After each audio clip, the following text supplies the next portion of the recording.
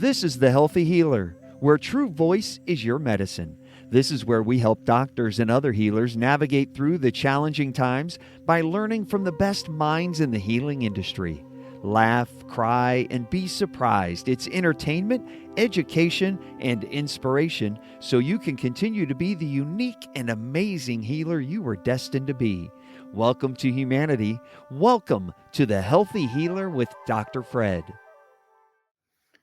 Hello, everyone, and welcome to The Healthy Healer. It's Dr. Fred, and today's short is on the heels of the conversation I had with Victoria Craig. So Victoria is somebody who's had her own home list of significant traumas and grief in her past.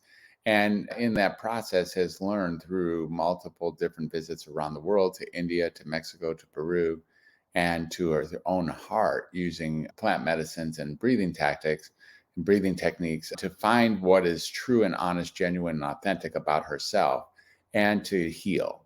And this comes on really the heels of experiences that she had that left her really in the dark and maybe even not at a point at a point where she wasn't sure that it was worth going on living anymore. She made a decision to live and to change her pathway and then took different pathways. This is the question I have today. After interviewing her, I wonder, is it really true that grief and trauma, as undesirable and as unpleasant as they are really requirements, are really like in the world of maybe the old cliche of no pain, no gain? Is it a requirement to actually have a fair amount of grief and trauma in order to grow in this crazy world of ours? In order to grow spiritually, in order to actually develop spiritually, do we have to have been sliced up by the meat grinder? Do we have to have run into some brick walls? Do we have to have had massive losses? Do we have to be disillusioned to the core?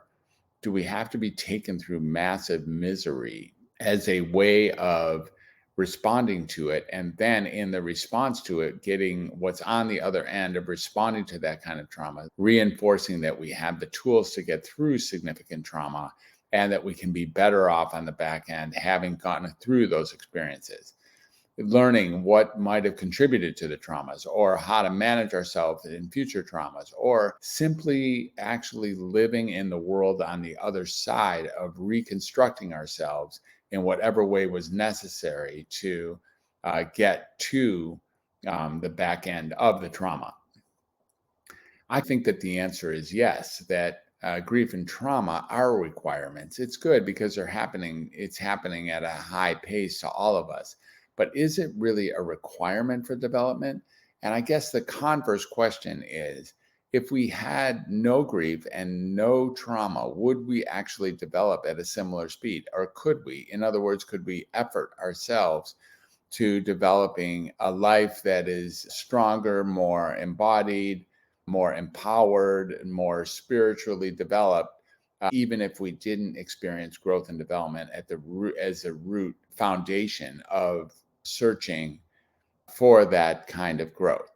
And this is a very important question. So I ask you, in your life, do you find that the grief and trauma that you have experienced has led you to spiritual growth? In most cases, that answer is going to be yes. If you're still walking around and you are holding that as a badge or a flag of your experience in the past, the things that have happened through relationships or losses or just flat out traumatic events, I want to ask you, do you look at it now that you're a better person post-trauma, that you've been grown, that you've developed, that you have gained some tools that you didn't have before?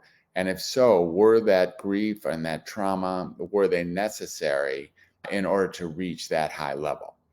So if the answer to this question is yes, the next answer, of course, the next question to ask is, when we're going through grief and trauma, is there any way that we can somehow recall that we're going to be better people on the back end of it, so that the grief and trauma, although having a tendency to believe that it's not going to get any better and doesn't really have a purpose and isn't welcome in our lives, is there a way of incorporating that, in fact, while we're going through that experience, it's actually going to lead us to be a stronger, more powerful, more aware, more awake person? And if so, does that make going through the grief and trauma a little bit easier, or you should say a little bit more useful, a little bit more targeted, and a little bit easier to embrace?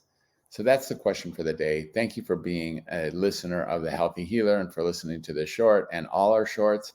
It's a pleasure to serve you. It's a pleasure to be a podcaster. Thank you for allowing me to enter your world, and I appreciate you. Feel free again to like, comment, or share, and by all means, please consider subscribing to The Healthy Healer. Thanks for now. Bye for later, and we'll see you on the backside.